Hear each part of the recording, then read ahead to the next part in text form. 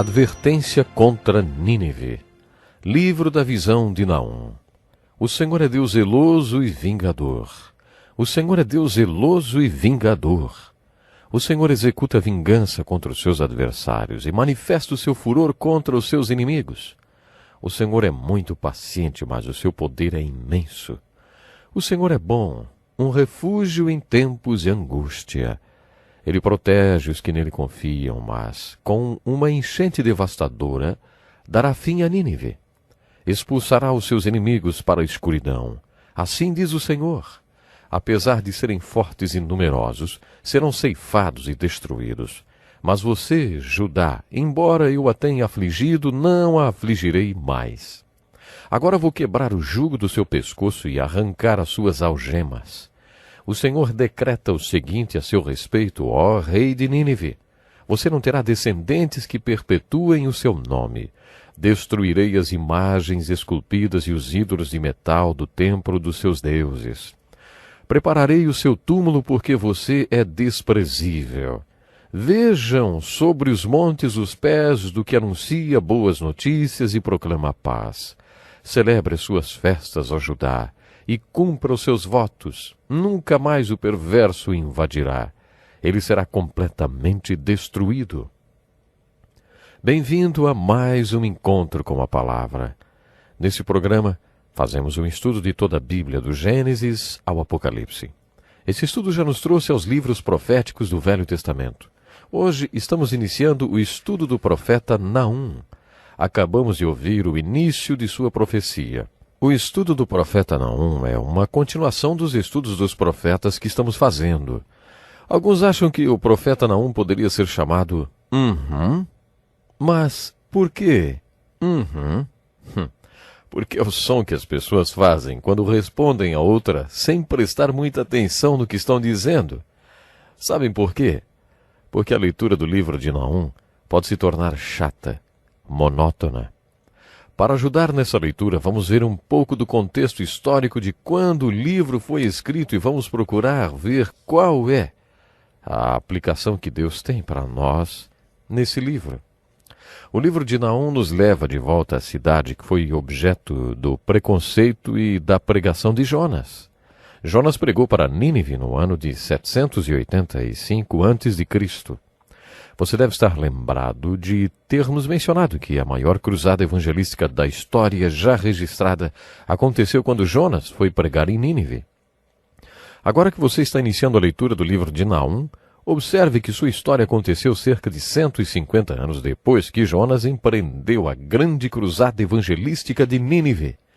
Aparentemente o povo de Nínive se arrependeu de ter se arrependido dos seus pecados. É isso mesmo, vou repetir. Aparentemente o povo de Nínive se arrependeu de ter se arrependido dos seus pecados, porque 60 anos depois deles terem ouvido a pregação de Jonas, os assírios conquistaram o reino do norte, o reino de Israel. Com crueldade e brutalidade indescritíveis, os assírios conquistaram e escravizaram todos os povos do mundo daquele tempo. Os assírios, o grande império do mundo daqueles tempos, mostraram uma crueldade e uma barbaridade sem precedentes na conquista e escravidão de povos. 150 anos depois da pregação de Jonas e 60 anos depois da queda do Reino do Norte e sua capital, Samaria, Deus deu uma visão a esse homem simples, o profeta Naum. Suas visões estavam relacionadas com a cidade de Nínive. Nínive era uma cidade grande, era chamada de a cidade rainha de toda a terra. Em sua visão, Deus disse a Naum que a cidade de Nínive seria destruída.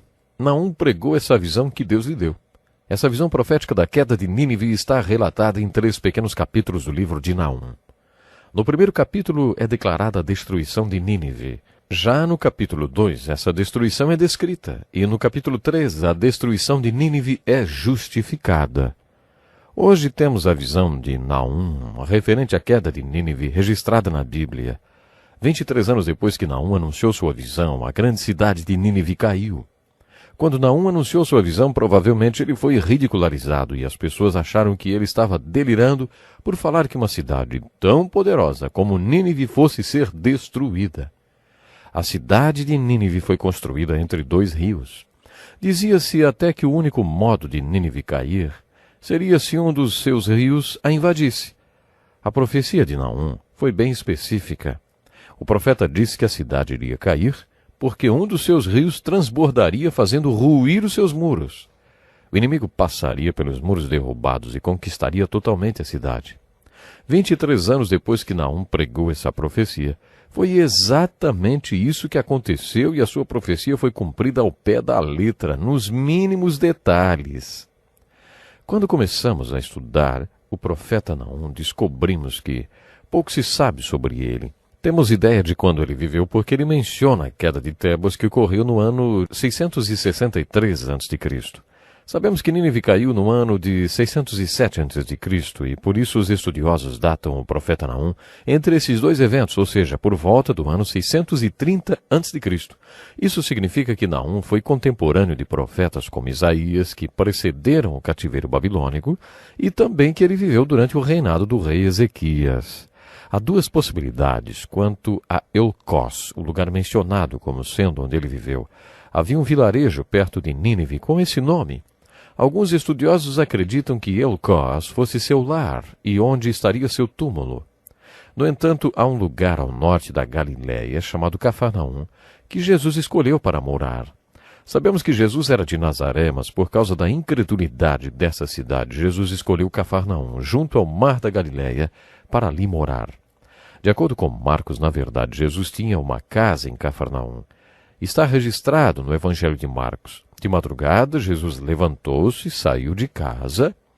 Acredita-se que foi na casa de Jesus em Cafarnaum que um homem foi baixado pelo telhado para ser curado. Cafarnaum era o quartel-general de Jesus na primeira fase do seu ministério, que aconteceu na Galiléia.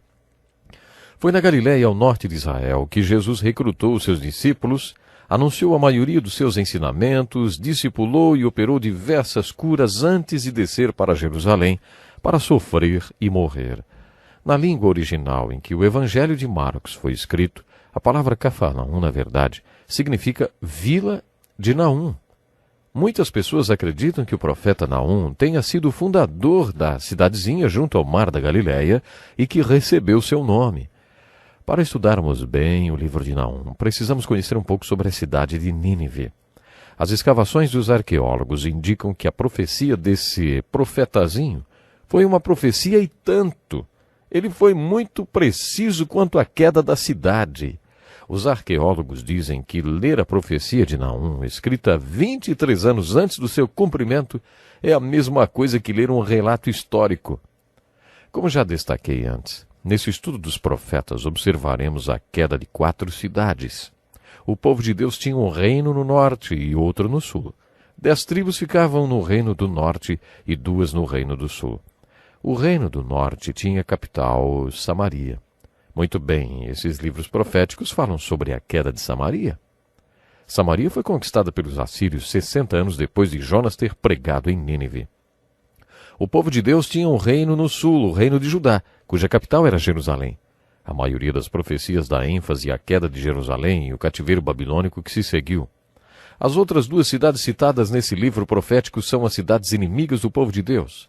A capital dos babilônios, Babilônia, assim chamado pelos medos e persas, temos a profecia sobre a queda desse império babilônico no livro de Daniel. A Síria, entretanto, era o pior inimigo dos reinos do norte e do sul. Lembre-se que a Síria conquistou o reino do norte e logo depois foi para o sul conquistar o reino de Judá. Lá conquistou 46 cidades fortificadas, levou cativo 200.000 pessoas e seguiu para os portões de Jerusalém. Foi nessa ocasião que Isaías teve seu momento de glória como profeta. Por causa do miraculoso ministério profético de Isaías, os assírios retornaram quando chegaram nos portões de Jerusalém. Quando nós estudamos o livro de Isaías, eu disse que se não fosse Isaías, tanto o reino do norte como o do sul teriam sido dominados pelos assírios. Os assírios foram os piores inimigos do povo de Deus. A queda da capital da Síria, Nínive, foi um acontecimento de muita importância na história do povo de Deus. A palavra Naum significa cheio de conforto. O próprio nome do profeta sugere conforto. Sua mensagem é de conforto. Você pode estar se perguntando, Como uma mensagem de destruição e tristeza, fogo e enxofre pode ser de consolo ou conforto? Pense um pouco. Imagine que você fosse um judeu com uns 40 anos e soubesse que Hitler estava conquistando toda a Europa. Imagine que você soubesse que os judeus de cada cidade conquistada eram enviados para Auschwitz ou para qualquer outro campo de concentração onde morreriam na câmara de gás e queimados. Suponha que você soubesse que seria apenas uma questão de tempo até que o exército alemão dominasse sua cidade ou vila. Agora imagine que você ficaria sabendo que, graças aos aliados da Segunda Guerra, Berlim caiu e o Terceiro Reich virou cinzas. Isso não seria a melhor notícia que você poderia ouvir? Isso não seria uma mensagem de conforto e consolo para você, um judeu? Não seria maravilhoso saber que o sistema que estava tentando matar você e todos os seus tinha sido conquistado? É nesse sentido que a mensagem de Naum foi uma mensagem de conforto e consolo para Judá, aquele reino tão pequeno ao sul de Israel. A boa notícia de Naum era que Nínive ia cair. Quando Naum pregou sua mensagem, não havia qualquer sinal de que Nínive cairia. Por isso, essa era uma mensagem que requeria fé da parte dos judeus. No entanto, ela era tudo que os judeus queriam ouvir. A mensagem que Naum pregou para o povo de Deus era: vocês não precisam mais se preocupar com os assírios. Eles nunca mais voltarão para os portões de Jerusalém. Os assírios nunca mais invadirão suas terras. Eles foram destruídos, e Nínive vai cair. No capítulo 2, Naum descreve com detalhes a queda de Nínive. A descrição é tão minuciosa que podemos visualizar a queda da cidade. Naum descreve a cor do uniforme dos inimigos e o sol refletindo em seus escudos. A destruição é descrita com tanta vivacidade que podemos quase que ouvir os gritos e todo o barulho da batalha. O profeta Naum honrou seu nome cheio de conforto. Ele anunciou essas boas novas a respeito de Nínive ao povo de Judá. Tenho que ficar por aqui, que pena. Até o próximo programa.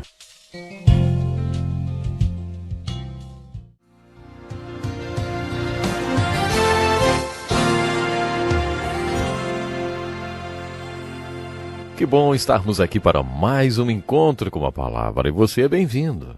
Esse é um curso introdutório de toda a Bíblia. Iniciamos esse curso com o estudo do livro de Gênesis, focalizando um livro de cada vez, e agora já estamos estudando os profetas do Velho Testamento. Se essa é a primeira vez que você sintoniza o nosso programa, receba nossas boas-vindas especiais. Tenho certeza que sua vida será enriquecida com o estudo da Palavra de Deus. O último programa foi dedicado ao estudo do profeta Naum, que fala sobre a queda da cidade de Nínive. O livro de Naum tem a seguinte estrutura. No capítulo 1, a destruição de Nínive é declarada. No capítulo 2, a destruição de Nínive é descrita. No capítulo 3, a destruição de Nínive é justificada. No primeiro capítulo do livro de Naum, onde está registrada a declaração de que Nínive seria destruída, devemos nos concentrar na cidade em si. Quando estudamos o livro de Daniel, fizemos uma descrição da cidade da Babilônia para que você tivesse uma ideia do tipo de cidade em que Daniel viveu e exerceu seu ministério. Ouça agora uma descrição da cidade de Nínive feita por um historiador e que vai ajudá-lo a compreender melhor a mensagem de Naum, porque ela serviu de conforto para o povo de Deus. Nos tempos da profecia de Naum, Nínive era a cidade rainha de toda a terra, de um poder e força que iam além da imaginação. Era a cidade líder de um estado guerreiro, construída em cima de todos os saques feitos às nações conquistadas. Riquezas em quantidade ilimitada vinham de todas as partes do mundo para seus cofres. Naum a compara a um covil de leões depredadores que se alimentavam do sangue de outras nações. A grande cidade de Nínive tinha cerca de 50 quilômetros de comprimento e 16 de largura. Era protegida por 5 muros e por 3 valas construídos com mão de obra escrava, de milhares e milhares de cativos estrangeiros. Jonas menciona cerca de 120 mil crianças, o que sugere que a cidade tivesse uma população por volta de 1 ou até 2 milhões de habitantes. Os muros que protegiam o interior da cidade tinham 5 quilômetros de comprimento. formando um circuito de quase 13 quilômetros, construídos na intersecção dos rios Tigre e Kocher. Esses muros tinham 36 metros de altura e a largura era de aproximadamente 4 carruagens, uma ao lado da outra. Às vésperas da repentina destruição da cidade de Nínive, quando ela estava no auge do seu poder, apareceu o profeta Naum, com sua profecia, chamada por algumas pessoas de A Melodia de Morte de Nínive, ou O Choro da Humanidade por Justiça. A descrição da cidade que vocês ouviram momentos antes permite que visualizemos com mais clareza a cidade de Nínive. Como já destaquei antes, a queda daquela grande cidade foi uma boa notícia para o povo de Deus que habitava no Reino do Sul, o Reino de Judá. Naum dirigiu sua mensagem para o Reino do Sul dizendo que eles não precisavam mais se preocupar com uma possível invasão dos assírios. A mensagem de Naum também é dirigida ao rei da Síria. Como todos os outros profetas, Naum era objetivo e direto. Ouçam essa palavra dirigida ao rei da Síria. Ó rei da Síria, não há cura para a sua chaga. A sua ferida é mortal. No terceiro capítulo, Naum justifica a destruição de Nínive, listando as razões por que a ira de Deus seria derramada sobre aquela cidade. O povo de Nínive era extremamente cruel e pecador. Os arqueólogos confirmam suas atrocidades. Preste atenção nessa descrição que um historiador fez da crueldade e brutalidade dos assírios. A política dos assírios era deportar os povos conquistados para outras terras, a fim de destruir o seu senso de nacionalismo, tornando-os mais facilmente domináveis. Os assírios eram grandes guerreiros.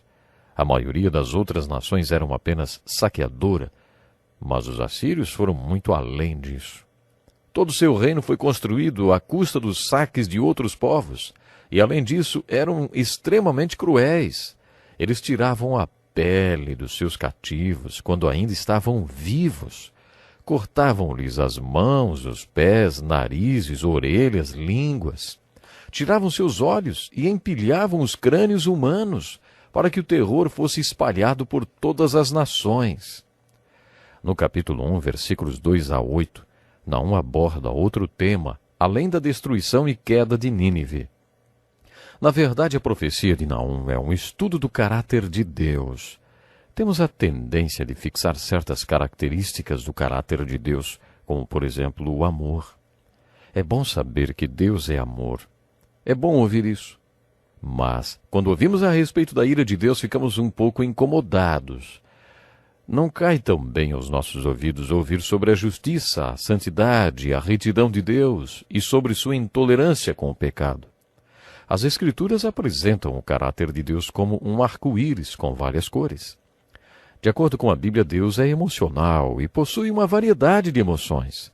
Não só amor, mas outras emoções como a ira, por exemplo. Naum fala de Deus como um pai amoroso e bom.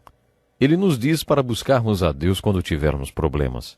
Ele também se refere a Deus como juiz santo e zeloso com os que o amam, mas vingador e destruidor daqueles que se levantam contra seus amados. Sua ira é como fogo e seu poder indescritível. Quando a ira de Deus atinge seu limite, não há mais volta. Não compara o poder de Deus a tempestades e vendavais, a ciclones e terremotos.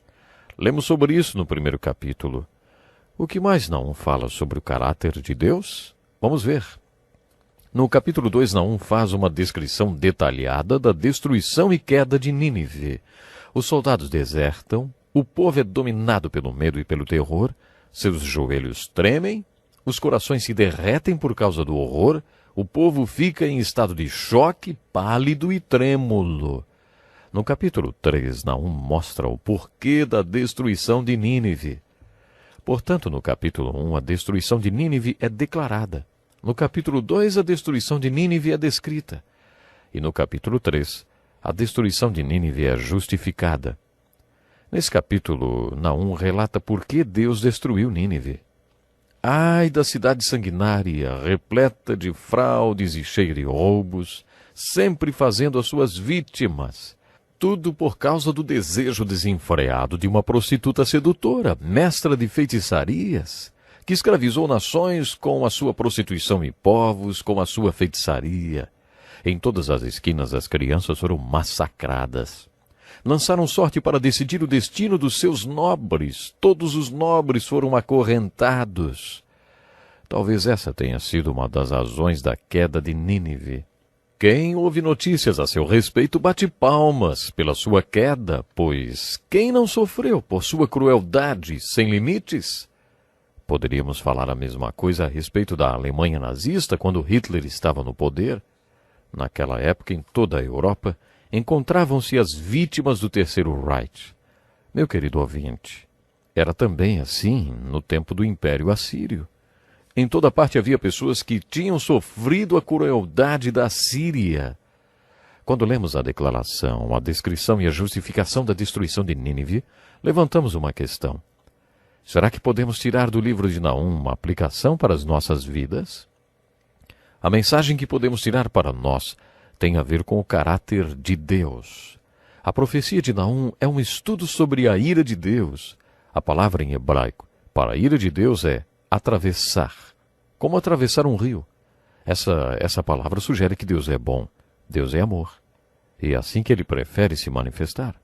Entretanto, Ele só tolerou o pecado, a injustiça e a crueldade dos assírios até o ponto em que isso atravessou o limite do seu amor de Pai e o limite de juiz santo e justo. É essa forma, isso que Ele mostra. Ele mostra que algo ultrapassou os limites. Atravessou seu limite. E ele então manifesta sua ira, só depois que extravasou toda a sua ira. Deus ama seu povo. Deus ama aqueles que o conhecem, que são seus filhos e seu povo escolhido. Mesmo sendo um pai amoroso, quando algo começa a destruir o objeto do seu amor, a sua ira transborda, atravessa os limites.